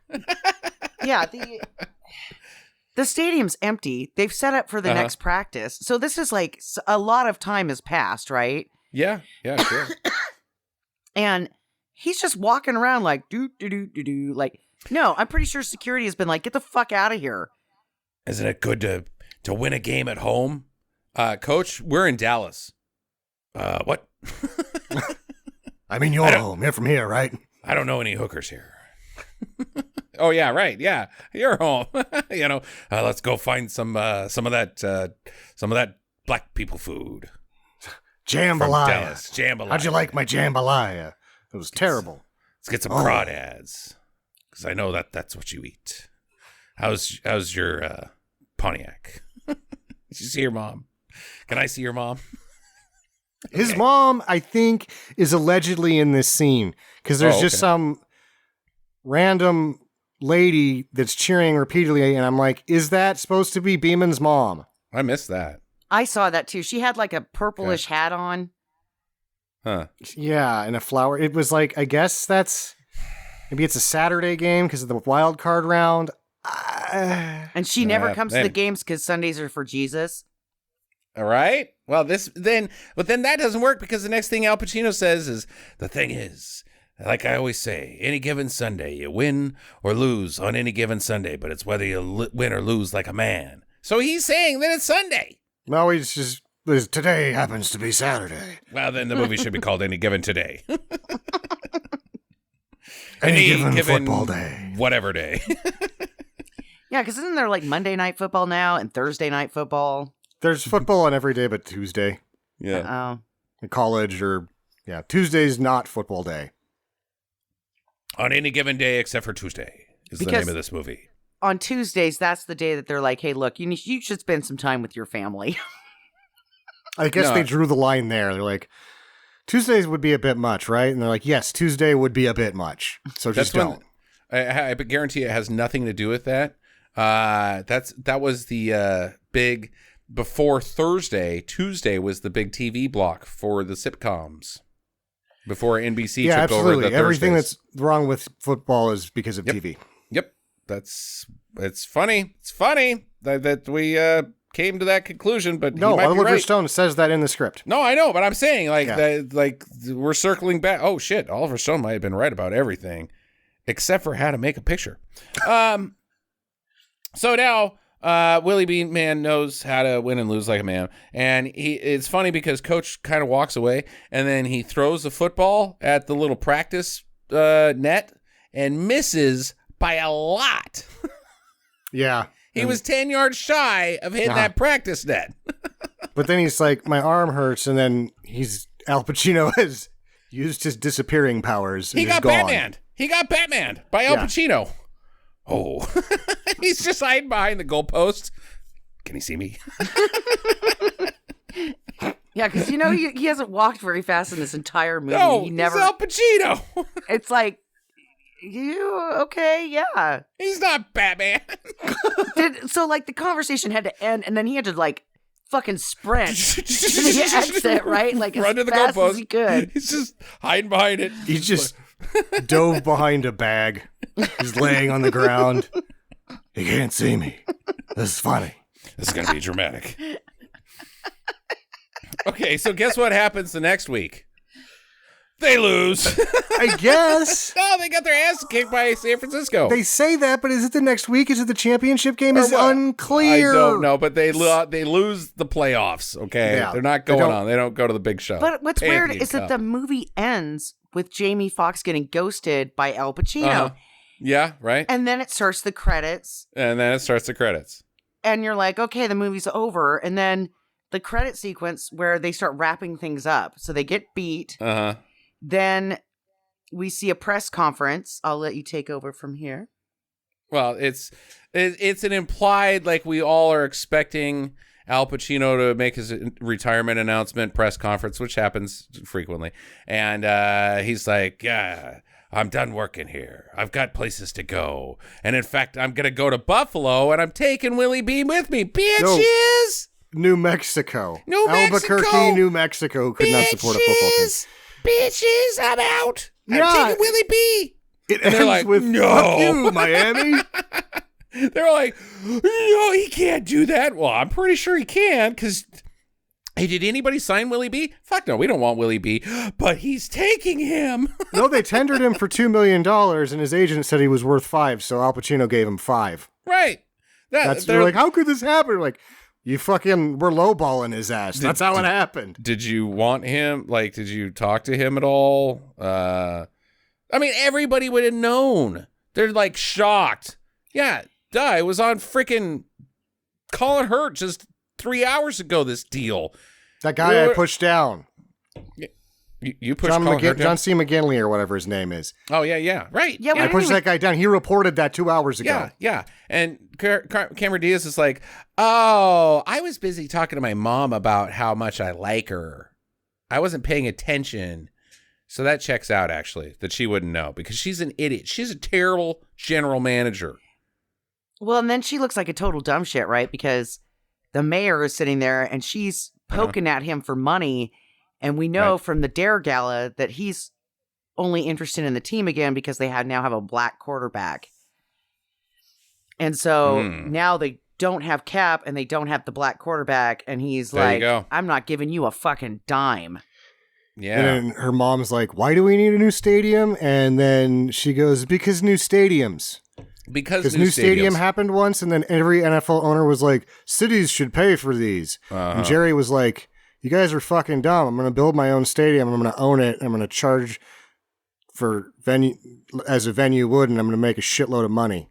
You stupid assholes. You stupid assholes. Well, that's why the St. Louis Rams went to L.A. Every team, that's their leverage. The Chargers were the same way. They had one of the biggest stadiums in San Diego, and they're like, well, we need a new one, or we're leaving. And they're like, this is fine. Renovate this one. I mean, this is one of the biggest stadiums in the league. Don't build another one. And LA will build this one. And then LA built one stadium, and now two teams that they don't like play there, and everybody from LA drives to Las Vegas for their new stadium. True.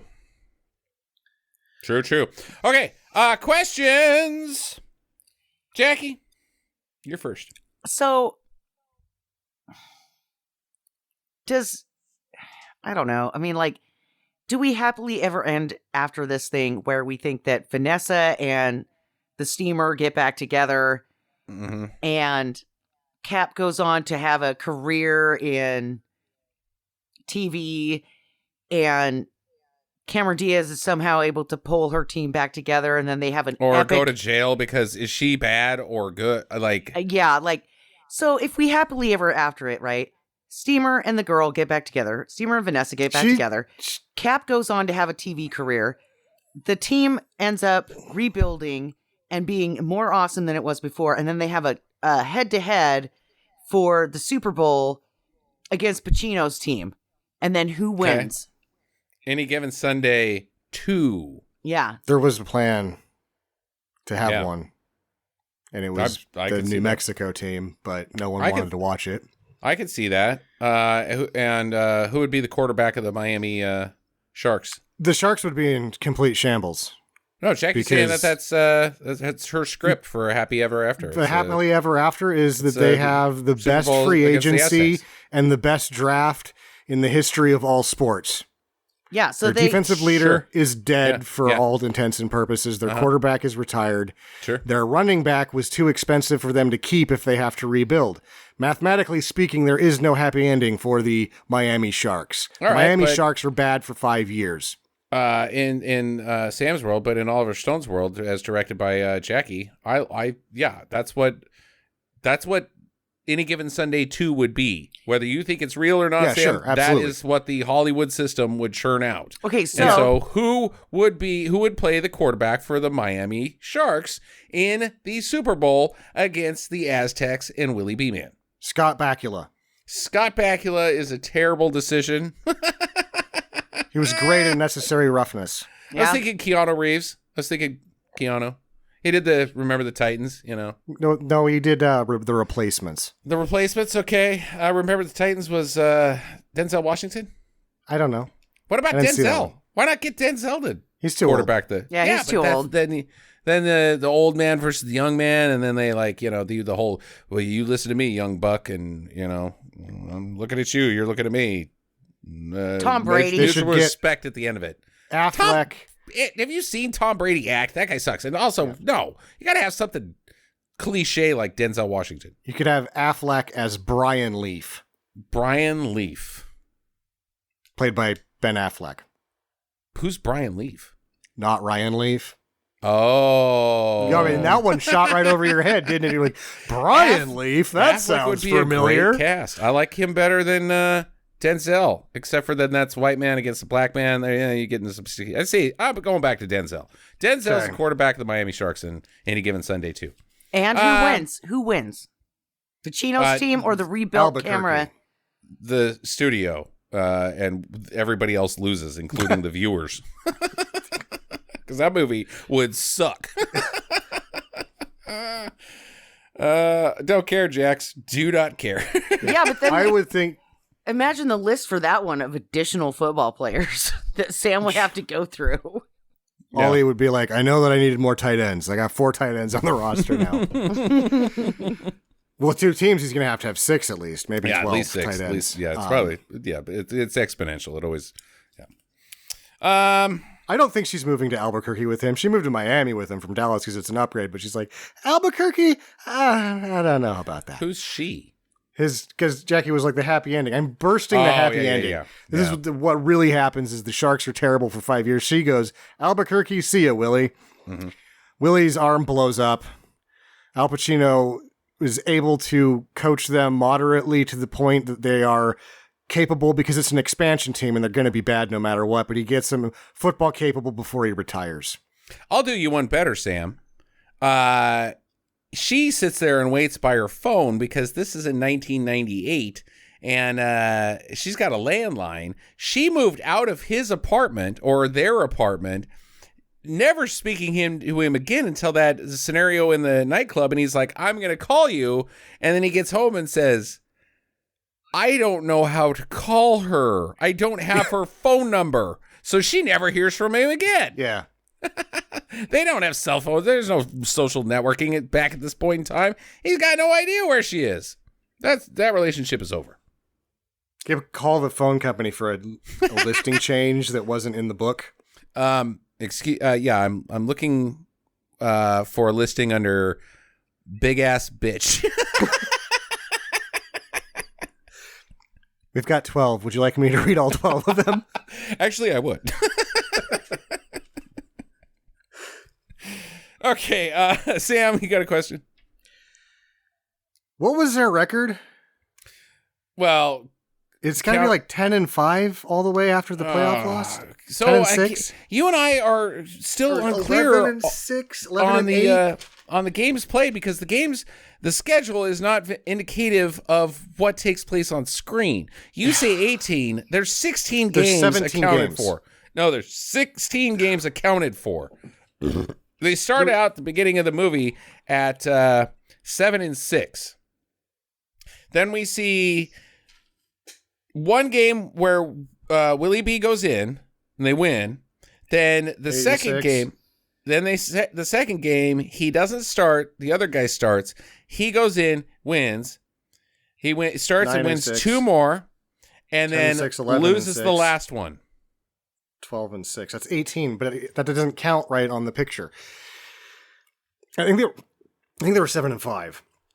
So I think they end up at No, they say they're 7-6. They lost 3 in a row. 11-6 is what I think their record is, and then they win a playoff game and lose a playoff game, making them 12-7. Yeah. No, 12-8. Because they lost the rainy day. They were 7-6 at the start of the movie. I promise you. Okay, they lose they were that 7-5. And then they lose that game, and now they've lost 3 in a row, making them 7-6. What happened to that second string guy? second string quarterback guy. Like, he never shows back up again after he gets injured. Never shows back up. Yeah. They put him on the practice squad and he doesn't get to travel anymore. Oh, no. I wanted to go to Albuquerque. Anybody got any other question? I have a big question. Okay, well, I've got the biggest, but go ahead. What is the story of this movie? Not a plot regurgitation, but what is, if you could summarize it in a sentence or maybe two, what is the story? I asked last week, what's Oliver Stone trying to say, or what is the moral of this film? That I think we might have to spend some time on this. But let's start with the top of the food chain, Christina. She's greedy. She also thinks she knows everything, and by the end of the movie has that attitude thrown into her face, even though she kind of has some redemption, because she looks over at Al Pacino and says, I've forgotten some things, and now you've reminded me of them. And he's like, ha ha ha, well, little do you know, I'm going to fuck you over. I'm taking Willie B. Oh no. Or is it corruption? Like, just everything in professional sports is corrupted. Like, power corrupts absolutely. The doctor, everybody wanting to play even though they shouldn't. I don't know. Help me. Okay. All right. If I'm going to say it, because I got to put my 2 cents in before Sam tells us his stuff, because it was his question. Sure. I'm going to say it's about greed, money, and being just 100% self-absorbed. It's all about me. Yeah, that's not a story. That's not a story. That's not a story. There is no fucking story. The only thing this film says, football, a crazy business. Yeah. That's it. Yeah, that's really it. The characters do not go on any journey. Does anyone have any resolution at any point? There's no resolution between Al Pacino and his wife. He's just kicking it down the road to go to New Mexico. She's in LA. There's nothing resolved for any character save James Woods, who is fired. And that's the closest thing to a resolution of conflict that happens in this film. The conflicts themselves in the film are basically just who's going to win the game. No character has a journey to take. They're all props in a showcase of football madness.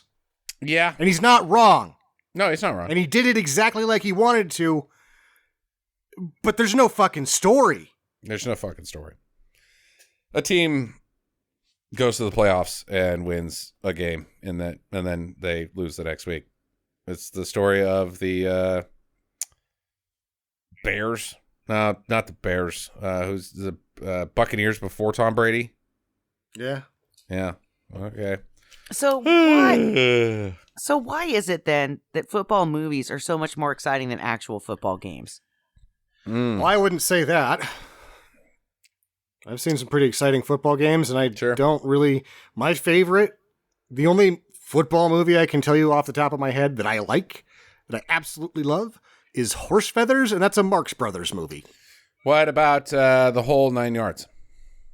That's not a football movie. What about the one with Burt Reynolds that got remade later? The Longest Yard? Longest Yard, thank you. I didn't like either one of them. Okay, all right. Jackie? Do you have a football movie that you like? This one. Doesn't make a lot of sense, but I do like this movie. I don't think I don't like it. I also like The Replacements. I think that's a good one. It's not exciting though.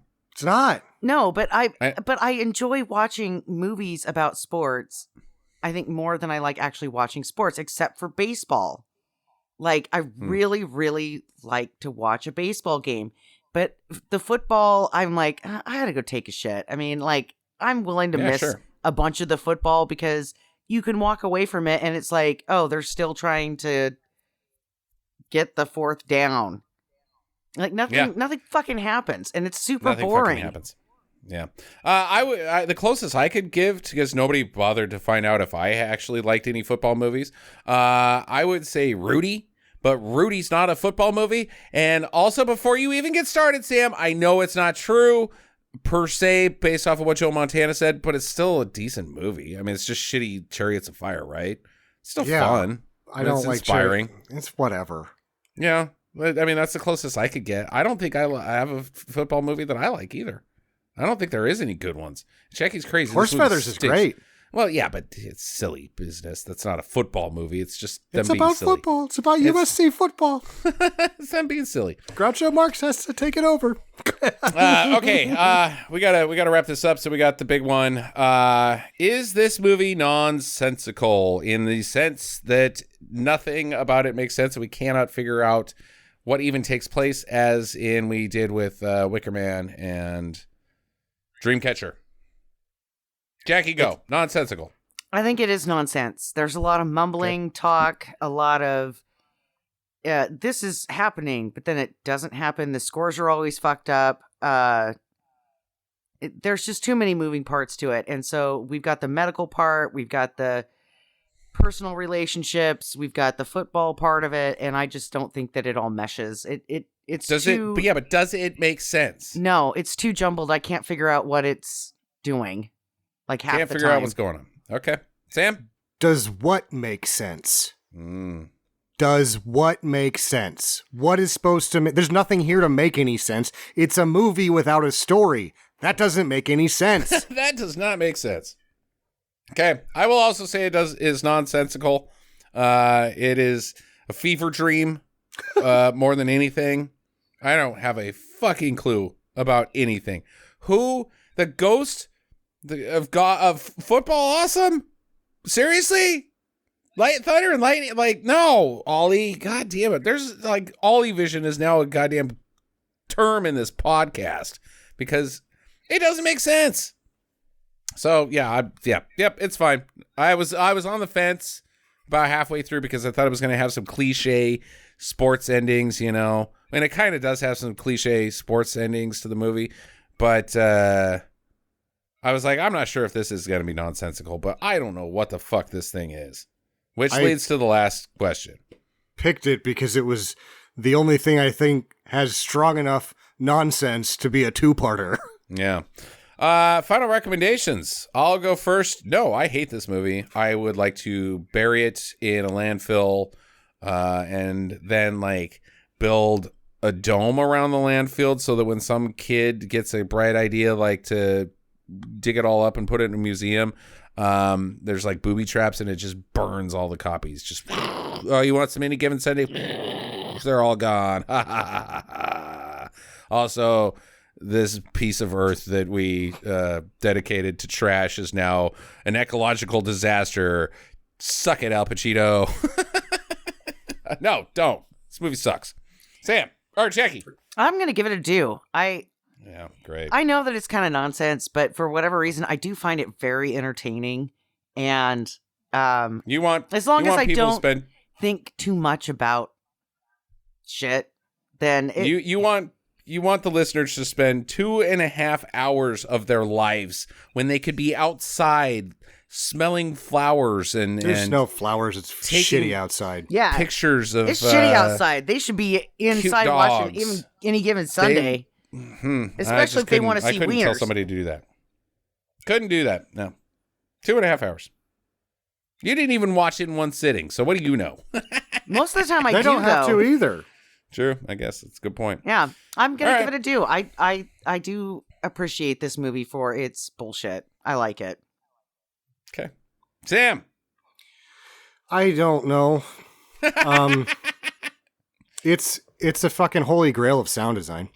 Sure. It's as heavily stylistic as any film has ever been. Yeah. It's a total fucking mess.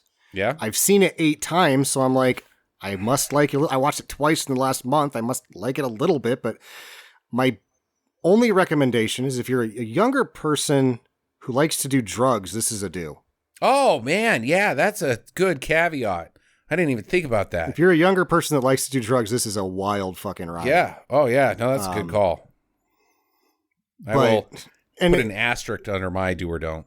Yeah, that's my do. Because I feel like if you're of a certain age, if you're around our age, you couldn't avoid this. It was on fucking TV all the time. It flew off of rental shelves. You've probably already seen it.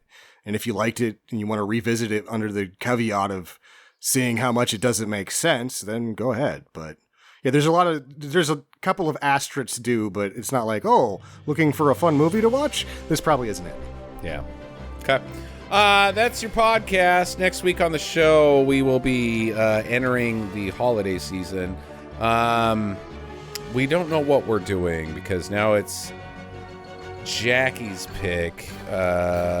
So we've got some questions to answer that off air, Jackie, because I know what you want to say, but we'll see.